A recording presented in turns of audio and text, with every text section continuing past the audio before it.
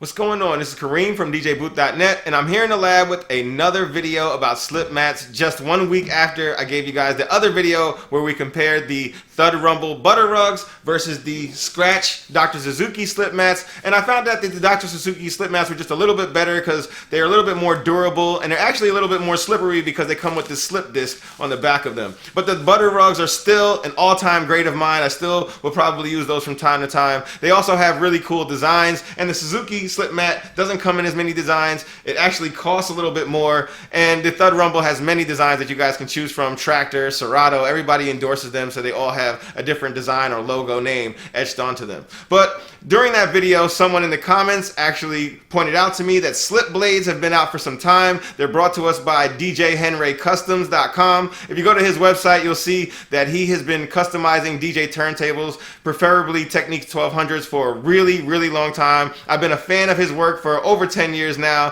He does the coolest things I've ever seen to turntables, so go check out his website just to see some of that eye candy there. But while you're there, you can also check out his new slip mats that make a really, really good slip mats. They actually are compressed polyester, and it actually feels to the touch like it's a little bit fibrous, but it doesn't feel like it's going to break or fray around the edges like the butter rugs does over time. It actually has a sound to it, if you guys can hear that. It's like a very, very slim, thin sheet that goes right on top of your platter and gives you really, really good scratching maneuverability for the records, a lot of scratch control, and it's very, very slippery, which is perfect for when you're trying to do your cuts and when you're juggling and doing things like that. So when I compared them to the Dr. Suzuki Scratch Slip Mat, I found that most of the time the Dr. Suzuki was still just a slight tad more slippery than the slip blades, but it was very, very hard for me to tell this. I had to use multiple records. I had to turn them over on different sides for my testing to make sure I wasn't getting erroneous data.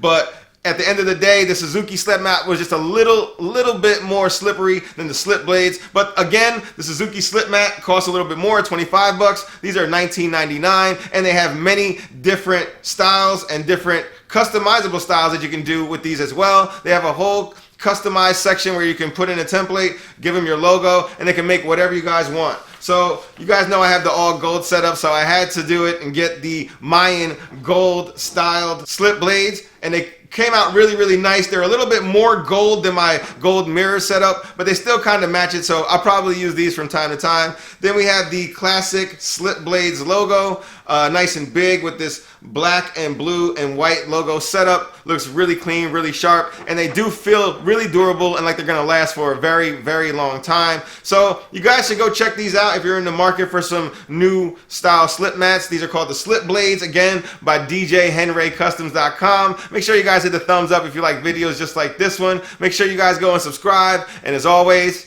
thanks for watching.